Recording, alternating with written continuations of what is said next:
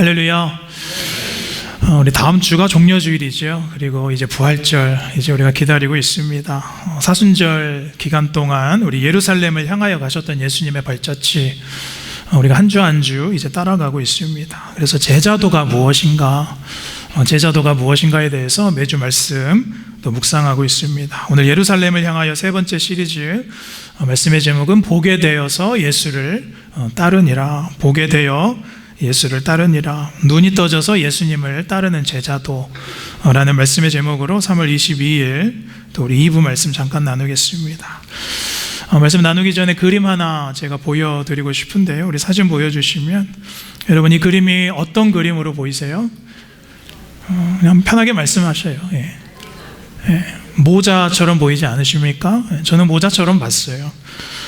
근데 이 그림의 속사정을 알고 보면 그림이 또 달리 보입니다. 다음 사진 보여주시면 어떤 그림이죠? 뱀이 뭐를 삼켰어요? 코끼리를 삼킨 그림입니다. 처음에 봤던 이 그림이 사실 모자처럼 보이지만 그림을 이제 투영해서 보면 뱀이 코끼리를 삼킨 그림입니다. 이 그림은 사실 여러분 다 기억하실지 모르겠지만 우리가 어릴 때 읽었던 생텍쥐베리의 어린 왕자라는 책에 나오는 코끼리를 삼킨 보아뱀이라는 유명한 그림입니다. 이 그림에는 상징적인 의미가 있지요. 무엇이냐면 우리가 보는 시선은 겉모습이 전부가 아니다라는 것입니다. 우리는 겉모습, 보이는 것에 집중한다라는 것이지요. 제가 이러한 종류의 많은 그림, 많은 사진 보여드릴 수 있겠지만 사실은 우리는 이미 보이는 것이 전부가 아니다라는 것을 다 알고 있습니다.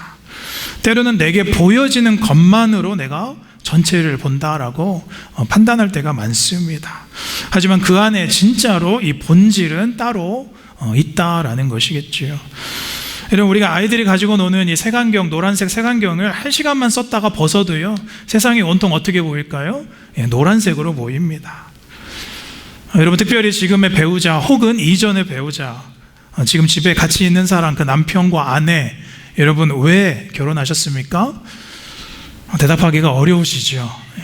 그때는 눈에 뭐가 씌었어요? 콩깍지가 씌었기 때문에 지금 후회하시는 분들이 많이 있으실 텐데, 콩깍지가 무언가라고 제가 이렇게 보았더니 조류 이 새가 알에서 태어날 때는 눈에 눈꺼풀이 이렇게 비늘이 씌어져서 태어난다라고 합니다. 그때 눈에 씌어지는 게 깍지, 콩깍지, 거기에서 나온 말입니다. 그러니까 새가 세상에 처음 태어나면 눈에 뵈는 것이 없습니다. 여러분, 다 뵈는 게 없을 때 선택한 사람이 바로 그 사람입니다. 목사님, 저는 이 사람이 이럴 줄 몰랐습니다. 아니에요. 저는 그럴 줄 알았습니다. 제가 그러니까요. 우리는 본질보다는 겉모습을 보기 때문에 속을 수밖에 없는 것이겠죠. 그러니까 눈이 뜨지 않은 것, 그것이 바로 그것이죠. 여러분, 우리가 계속해서 예수님의 제자됨이 무엇인가, 또 예루살렘에 우리가 제자가 되어서 따라가는 것이 무엇인가 매주 생각해 보고 있습니다. 사실 여러분, 제자도라는 것은요, 우리의 희미해졌던 눈이 벗겨지는 이야기인 줄로 믿습니다. 마치 사울이 주님을 이제 만나기 전에는 온통 뭐에 쓰여 있었어요? 그리스도인을 박해하는 것에 눈이 가리워져 있었습니다. 그래서 주님은 사울을 다메섹에서 부르실 때 가장 먼저 무엇을 벗겨내셨나요? 시야를 벗겨내셨습니다. 우리 사도행전 9장 18절, 즉시 사울의 눈에서 뭐 같은 것이요? 비늘 같은 것이 벗어져 다시 보게 된지라. 그리고 일어나 침례를 받았다라고 되어 있지요. 사실 여러분, 제자가 되려면 우리의 눈이 먼저 벗겨져야 되는 줄로 믿습니다. 사울뿐만 아닙니다. 베드로도 에베소 교회를 향하여서 평생 자신의 소원을 말합니다. 우리 에베소서 1장 18절 우리 함께 읽어보실까요? 시작. 너의 마음의 눈을 밝히사 그의 부르심의 소망이 무엇이며 성도 안에서 그 기업의 영광의 풍성함이.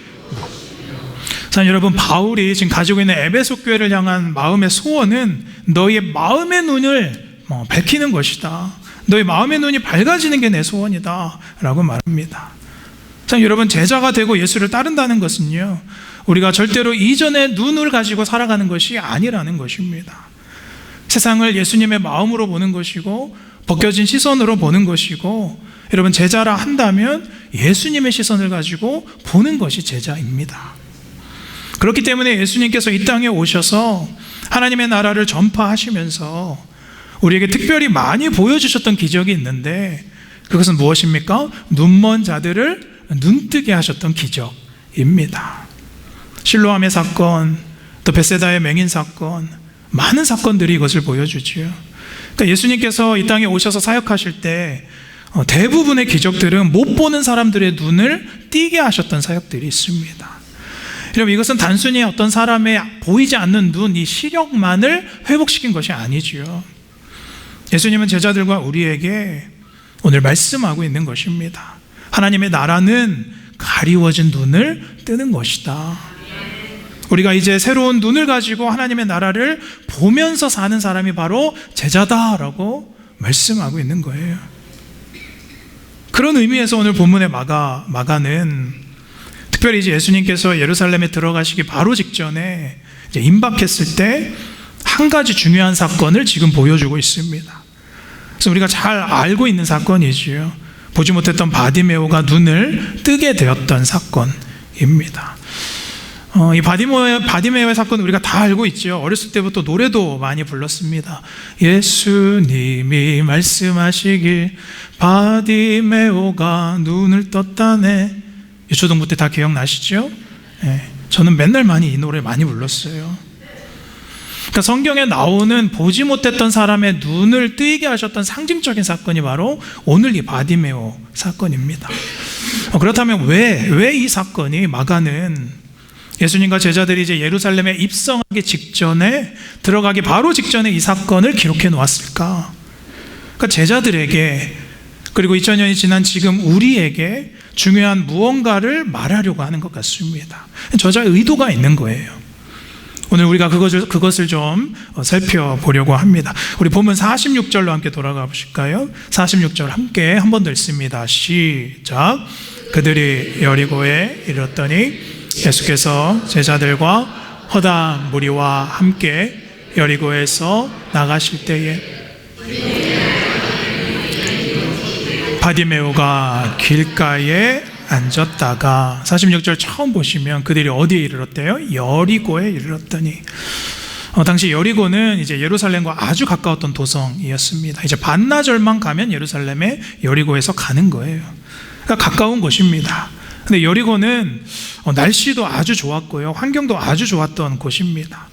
그래서 장사도 잘 되고 사람들이 많이 모이는 북적였던 도성이 여리고였죠. 근데 예나 지금이나 장사가 잘 되고 사람들이 많이 모이면 누구도 거기에 많이 모여요? 거지도 많이 모입니다.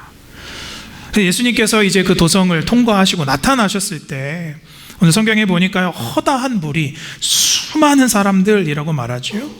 수많은 사람들이 이제 예수님을 알아보고 애워싸기 시작한 겁니다. 근데 오늘 성경은 한 사람을 주목시키죠. 우리 46절 보시면 다시 보시면 디메오의 아들인 맹인거지 바디메오가 길가에 앉았다가 라고 되어 있습니다. 성경은 한 사람을 주목시키고 있는데요, 이 바디메오라는 인물인데 오늘 성경은 이 사람을 세 가지로 묘사하고 있습니다. 첫 번째는요, 누구의 아들이에요? 디메오의 아들이었다. 그 사람의 출신이 어떤 출신인가. 그리고 두 번째는 그가 맹인이었다. 지금은 맹인이라는 말을 우리가 쓰지 않지만 보지 못하는 사람이었다. 그 바디메오의 상태를 지금 보여주고 있죠. 그리고 세 번째는 그는 거지였다. 구걸하는 자였다. 그의 환경을 보여주고 있습니다. 성경은 이 세 가지로 오늘 이 바디메오를 묘사하는데요, 사실은 이 사람이 누구의 아들이었냐라기보다 앞으로의 전개되는 이 모습은 그가 보지 못했고 구걸하던 자리에 앉아있던 자다라는 것을 더 부각시키고 있습니다. 근데 사실 이 사람이 날 때부터 소경이었는지 아니면 후천적으로 시력을 잃었는지 성경은 말하고 있지는 않습니다. 그러나 그의 상황은 지금 구걸하는 자였고 아주 혹독한 환경 속에 있는 자였음은 분명합니다.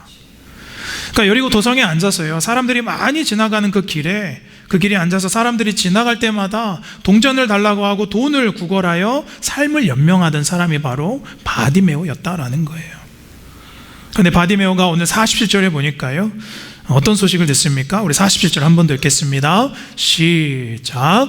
나사렛 예수시란 말을 듣고 소리질러 이르되 다윗의 자손 예수여 나를 불쌍히 여기소서 하거늘.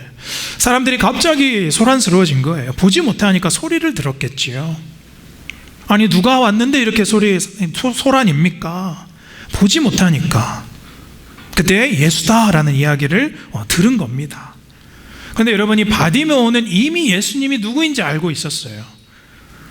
예수님은 병든 자와 앉은 자와 눈먼 자까지 일으키신단다, 그런 기적의 예수님을 이미 알고 여리고까지 그 소식이 전해져 왔던 것 같습니다. 여리고에까지 예수님이라는 소식이 퍼져서 이 예수님에 대해서 바디메오는 잘 알고 있었습니다. 그래서 주님께서 이제 지나가시는 순간에 이 바디메오는 이렇게 외치는 겁니다. 다윗의 자손 예수여 나를 불쌍히 여기소서. 있는 대로 다 소리를 지른 겁니다. 우리가 이 이야기를 볼 때마다 그냥 바디메오가 그냥 소리를 지를만 해서 했나 보다 라고 생각하지만 그렇지 않아요. 당시 사회적으로 바디메오는 부정한 자입니다. 조상들이 지었던 죄가 있기 때문에 자기가 그 죄로 소경이 된 거예요. 맹인이 된 거예요. 그래서 죄인입니다. 그렇게 여겨졌어요. 그래서 유대인들은 이들과 절대로 얘기도 나누지도 않고요, 일반적인 사람과 이 소경은 섞이지를 않습니다. 다가가기도 쉽지 않아요. 그러니까 이 바디메오의 오늘 이 외침은 대단한 용기가 지금 필요한 상황인 것입니다. 그런 결정이에요. 근데 여러분, 여기서 한 가지 중요한 것이 또 있죠. 바디메오가 예수님을 부를 때 예수여 라고 부르지 않고 뭐라고 불러요? 다윗의 자손 예수여. 여러분, 이 바디메오라는 인물이 참 대단한 것이, 성경에서 사실은 우리가 다윗의 자손 예수여 라는 말을 우리가 흔히 알고 있지만 이 다윗의 자손 예수여 라고 부른 인물이 그렇게 많지 않습니다. 몇 명 안 돼요. 이 다윗의 자손이라는 표현이 어떤 말입니까? 구약 율법에 예언된 메시아라는 뜻입니다.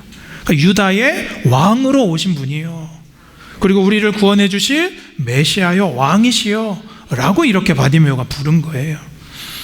여러분, 바디메오는 지금 맹인입니다. 예수님을 볼 수 없어요. 그러나 예수님의 실제 모습은 볼 수 없었지만 바디메오는 누구보다 정확하게 예수님이 누구인지를 알고 있었던 사람이었다는 거예요. 저분이 다윗의 자손이시다, 메시아시다, 그리고 나를 치유해주고 우리 유대를 구원해 주실 왕이다 라고 생각했던 거예요. 그래서 소리치고 난리를 치니까 48절에 사람들이 어떻게 해요? 제지하기 시작합니다. 48절에 많은 사람들이 그를 꾸짖어 잠잠해라. 이런, 우리가 예수 잘 믿어보려면 사단의 공격이 옵니다. 그의 이름을 절대로 입술에서 부르지 못하게 하고요, 어떻게든 우리가 기도하고 예수님의 이름을 부르는 것을 우리를 누르려고 하고 막으려고 합니다. 그러나 사랑하는 여러분, 그때 더 예수님을 불러야 되는 줄로 믿습니다. 여기 Jesus Son of David have mercy on me 라고 말하죠. 나를 위하여 mercy를 주십시오. 은혜를 베풀어 주십시오. 내 위에 자비를 주십시오. 오늘 이 장면을 통해서 우리가 첫 번째로 제자의 눈이 떠지다, 우리 말씀을 통해서 첫 번째 메시지 함께 읽겠습니다. 시작. 새로운 삶을 향한 갈망을 품어야 합니다. 새로운 삶을 향한 뭐를 품어야 돼요? 갈망이 우리 안에 있어야 된다는 거예요. 사랑하는 여러분, 우리가 주님 앞에서 갈망을 품어야 삶이 변하게 되는 줄로 믿습니다. 눈이 떠져야 하고요, 그 눈이 뜨고자 하는 것은 우리의 마음의 갈망에서 오는 거예요. 근데 나 혼자 품는 갈망과 소원이 아니라 누구 앞에서? 주님 앞에서 그 갈망을 품어야 된다는 것입니다. 49절에 그 소리 지르던 바디메오의 소리를 듣고 예수님이 이미 저만큼 지나가셨는데 예수님께서 어떻게 해요? 가시던 길에서 멈춰 서십니다. 우리 49절 함께 읽어볼까요? 시작.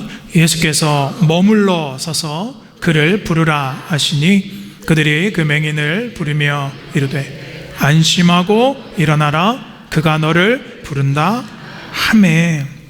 저는 여러분, 갈망을 품는 자는 예수님이 주목하게 되어 있어요. 갈망하는 자에게는 예수님이 가시던 길을 멈추시고 서라도 우리를 주목해 주시는 줄로 믿습니다. 제가 말씀을 준비하는데 옛날 코미디 프로그램 중에 여러분 기억나시는지 모르겠습니다. 봉숭아학당이라는 게 있었어요. 제가 초등학교 때 이제 자주 봤던 것 같아요. 거기에 이제 그 클래스 안에 가장 두드러지는 인물이 있죠. 누구죠? 맹구죠, 맹구. 맹구는 여러분 기억나시는지 모르겠는데 반 학생들 사이에서 가장 떨어지는 애예요. 가장 지능이 떨어지고 가장 바보스러운 아이입니다. 선생님이 항상 뭐를 물어보면 그 맹구가 어떻게 해요? 저요. 막 손을 저요 하면서 책상 위에 올라가고 다른 친구들 손 못 들게 하고 선생님이 자기만 볼 수 있게 그렇게 난리를 칩니다. 그럼 꼭 선생님이 누구를 지목해요? 예, 맹구를 지목해요. 여러분 저는 이 장면이 생각이 나면서 그렇다. 우리 주님도 갈망하는 자를 주목해 하시겠구나. 내가 똑똑하다라고 생각하고 나는 주님 없이도 잘 살 수 있다 라고 생각하는 사람은 주님의 주목을 받을 필요가 없는 거예요. 사랑하는 여러분, 말씀도 이 말씀의 은혜도 갈망하는 자에게 은혜 주시는 줄로 믿습니다. 여러분 기도의 응답도 갈망하는 자에게 응답을 주시는 줄로 믿습니다. 어미새가 먹이를 물어와서 아이들에게 새끼새들에게 먹일 때 어떻게 해요? 이 새끼새들이 입을 가장 크게 벌리고 소리를 가장 많이 지르는 그 새끼에게 먹이를 넣어주듯이 하나님을 향해 우리가 이러한 갈망을 품게 되시기를 축복합니다. 그런데 여러분 우리 안에는 갈망이 없다는 게 문제예요. 여러분 오늘 말씀 보시면 당시 여리고에 바디메오 말고도 맹인이 있었을까요? 없었을까요? 당연히 있었겠죠. 바디메오 옆에도 구걸하던 맹인, 똑같이 앉아있던 맹인들이 있었습니다. 그러나 왜 이 바디메오만 유독히 예수님을 찾았을까? 참 여러분, 바디메오 마음 안에는 나는 더 이상 이렇게 살 수 없다. 나는 이렇게 더 이상 무기력하게 이 자리에 앉아 있을 수는 없다. 그 무기력에서 벗어나고픈 갈망이 있었기 때문입니다. 참 여러분, 요즘 좀 내가 앉아있는 자리에서 혹은 내 삶의 현장에서 좀 무기력하고 허무하고 자꾸 활력이 없어지고 신앙의 생기가 사라진 분들이 혹시 계십니까? 자, 여러분 먼저 주님을 향한 갈망을 회복하게 되시기를 축복합니다. 여러분 무기력도 학습이 됩니다. 여러분 심리학에 이 학습된 무기력이라는 말이 있어요. 무기력도 익숙해지면 그 자리에 앉게 되어 있는 거예요. 실험실에서 쥐에게 탈출하려고 할 때마다 전기 쇼크를 조금씩 주었습니다. 근데 쥐가 탈출하려 할 때마다 전기 충격을 받으니까 나중에는 어떻게 해요? 그냥 탈출하려고 맘먹지도 않아요. 전기 충격이 없어졌고 문을 열어줘도 이제 그 쥐는 학습된 무기력으로 말미암아 그냥 그 자리에 주저앉아 있더라라는 거예요. 사랑하는 여러분, 우리 신앙에도 때로는 실패가 있을 수 있습니다. 좌절이 올 때가 있죠. 낭망할 때가 분명하게 있습니다. 시험이 있어서 넘어질 때가 있어요. 그러나 그것이 반복되고 학습이 되면 신앙에 무기력함이 생길 수밖에 없습니다.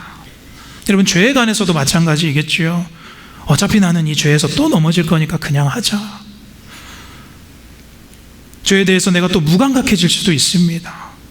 나는 이 죄를 이길 수 없을 것이다 라는 그 마음이 우리 안에 생기기 시작하는 거예요. 오늘 이 자리에 바디메오와 함께 앉아 있었던 그 맹인들, 구걸하는 사람처럼 그냥 그 자리에 우리는 주저앉아 있을 수도 있다는 거예요. 그러나 사랑하는 여러분, 이 바디메오는 그 주변의 거지들과 맹인들과 다른 점이 무엇입니까? 자신의 전적인 무능력을 인정했다는 거예요.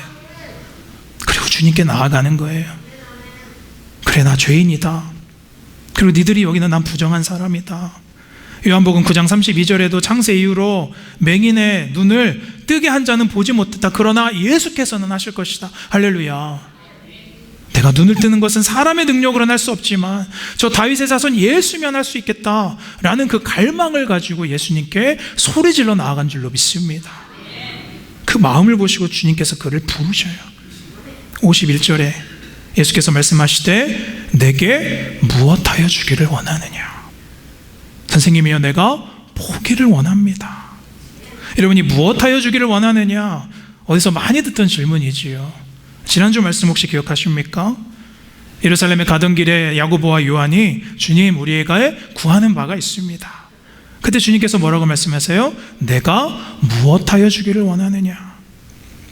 그러나 제자들은 뭐를 외쳐요? 엉뚱한 주의 좌편과 우편에 앉게 해주십시오.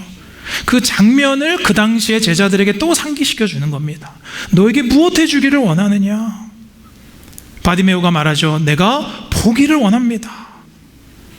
사랑하는 여러분, 이 말의 상징은 다른 것이 아니라 우리는 내가 지금 보고 있다라고 생각하고 내가 볼 줄 안다라고 생각합니다. 내가 이 정도 신앙생활 했고, 내가 이 정도 경험이 있고, 이 정도 나이가 찼고, 내가 살 만큼 살았고, 내가 이뤄놓은 것도 적지 않고, 나만큼 보는 사람이 어디 있냐라고 생각하는 게 우리예요.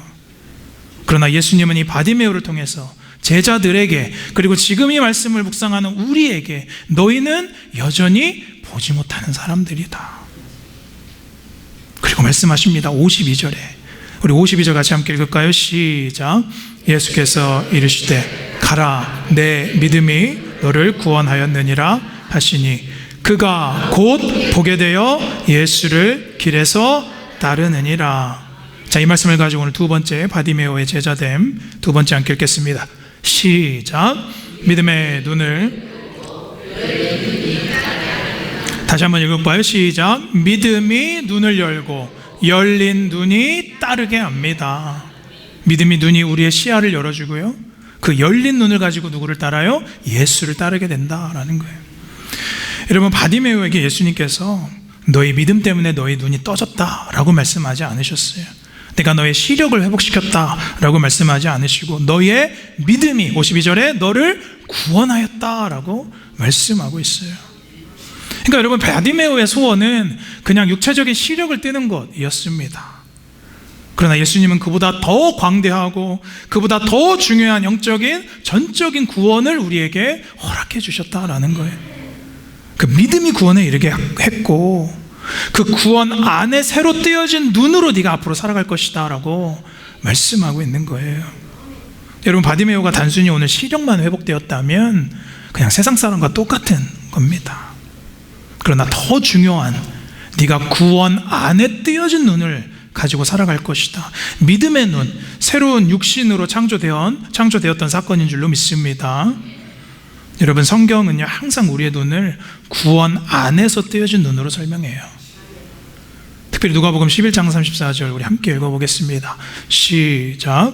내 몸의 등불은 눈이라. 내 눈이 성하면 온몸이 밝을 것이요 만일 나쁘면 내 몸도 어두우리라. 사랑하는 여러분, 우리의 영혼력은 우리의 눈에 달려있다라는 거예요.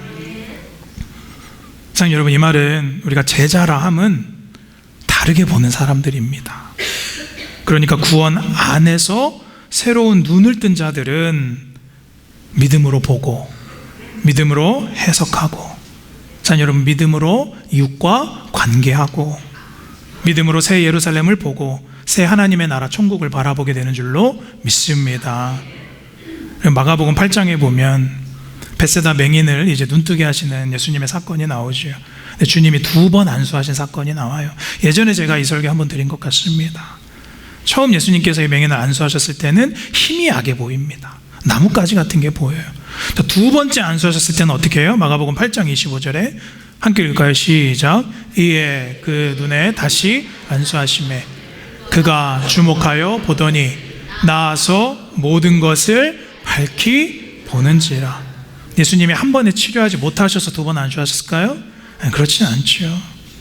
사랑하는 여러분, 이것은 무엇을 말씀하시고 있냐면 우리가 예수 믿어도 희미해진 눈 상태로 얼마든지 살아갈 수 있다라는 거예요. 근데 내가 보고 있다라고 믿는 거예요. 그래서 주님 말씀하시는 겁니다. 마가복음 8장 18절에 함께 읽을까요? 시작. 너희가 눈이 있어도 보지 못하며 귀가 있어도 듣지 못하느냐, 또 기억하지 못하느냐. 사랑하는 여러분, 제가 가끔 드리는 이야기가 있습니다. 가끔 우리가 이제 밤에 고속도로 운전할 때 라이트를 안 켜고 운전할 때가 가끔 있습니다. 그럼 상대방 차나 반대쪽에서 오는 차가 우리 보고 어떻게 해요? 깜빡깜빡 신호를 뒤에서 넣어주죠. 라이트 켜야 돼, 안 그러면 위험해. 근데 여러분, 내가 라이트를 킨지 안 킨지도 모르고 운전하는 경우는 왜 그래요? 고속도로가 나름대로 밝기 때문이에요. 그리고 주변에 함께 운전하는 차들이 앞을 비춰주기 때문에 내가 라이트를 켰는지도 안 켰는지도 모르고 운전할 때가 간혹 있어요. 여러분, 이게 무슨 뜻입니까? 내가 여전히 교회 다니고 내가 여전히 예수 믿는다고 해서 하나님의 나라를 보는 눈, 제자의 길은 사랑하는 여러분, 내 눈이 밝아져야 볼 수 있다는 것입니다. 여러분, 신앙의 빛은 주변 사람들이 비추는 것이 아니라 예수님을 통해 뜨여진 눈으로 내가 비추는 빛, 내가 보는 눈이 필요한 줄로 믿습니다. 눈이 안 떠지면 오늘 이 자리에 예수님께서 들어오셔도 우리는 못 알아볼 수도 있어요. 여러분, 누가복음 24장에 보면 엠마오로 가던 제자들 기억나십니까? 제자들 옆에 주님이 나타나셨는데 제자들이 주님을 알아봤어요? 못 알아봤어요? 못 알아봅니다. 누가복음 24장 30절 31절 보면 저희가 길 가다 자기들과 함께 하시는 예수를 알아보지 못하고 그들이 떡을 떼실 때 31절 저희의 눈이 밝아 그인 줄 알아보더니, 그러니까 주님이 그들의 눈을 뜨게 하시니까 그때 주님이 보이기 시작한 겁니다. 자, 여러분, 왜 예수님께서 많은 사역 중에 특별히 맹인의 눈을 뜨게 하는 장면이 많았을까? 사도행전에서 제자들이 또 전도를 할 때 이 맹인이 눈을 뜨게 하는 장면들이 많습니다. 왜 그 사건들이 그렇게 많을까? 물론 지금보다 그때 소경들이 더 많았겠죠. 그러나 성경이 말하는 것은 무엇입니까? 하나님의 나라는 예수의 시선을 가지고 벗겨진 눈을 가지고 사는 사람들의 하나님의 나라다라고 말씀하고 있는 거예요. 그 모습이 52절 후반절에 나오죠. 바디메오가 곧 보게 되어 예수를 길에서 따르니라. 바디메오는 이전에 앉아있던 자였어요. 영어 성경에 보니까 along the way라고 되어 있어요. 눌러 앉아있던 자. 근데 이가 어떻게 변해요? on the way, 예수님을 따라가는 자로 바뀐 것입니다. 이 역사가 일어나기를 축복합니다. 사랑하는 여러분, 우리는 어떤 모습으로 오늘 이 자리에 앉아 있습니까? 은혜를 구하고만 있는 자입니까? 아니면 은혜와 함께 예수를 따라가고 있는 자입니까? 바디메오가 주님을 따르게 된 이 과정을 제자도에서는 다섯 가지 단계로 보는데요. 첫 번째는 바디메오가 들었어요. 예수의 소식을 듣고. 두 번째는 믿었어요. 그리고 세 번째는 부르심에 응답했어요. 그리고 예수님의 은혜를 받았지요. 그리고 다섯 번째는 어떻게 했어요? 제자로 따라가기 시작했어요. 사랑하는 여러분, 지금 여러분은 어떤 단계에 있으십니까? 다섯 번째, 예수를 따르는 제자로까지 나아가게 되시기를 축복합니다. 우리가 아까 한 가지 놓친 게 있는데 50절 다시 함께 보실까요? 50절 함께 읽겠습니다. 시작. 맹인이 겉옷을 내버리고 뛰어 일어나 예수께 나아오거늘. 바디메오가 뭐를 버리고 예수를 따랐대요? 겉옷을, 입고 있던 겉옷을 내버리고. 여러분, 베드로가 예수님을 부인하고 난 다음에 낙심해서 갈릴리에서 고기를 잡을 때 주님이시다라는 소식을 듣고 베드로가 어떻게 했어요? 겉옷을 벗어버리고 바다로 헤엄쳐서 예수님께 나아갔어요. 오늘 이 베드로도 마찬가지고 오늘 이 바디메오도 평생 자기가 입고 있었던 그 정죄함, 날 때부터 내가 어떻게 할 수 없었던 그 부정함, 누가 던져주는 동전으로만 연명하고 살아가던 그 인생의 비루함, 비참함, 이전의 무기력함, 이것을 다 벗어 던지고 예수님을 따라간 줄로 믿습니다. 사랑하는 여러분, 이 정체성의 변환이 일어나야 돼요. 그러면 우리는 새로운 눈으로 살아갈 수밖에 없습니다.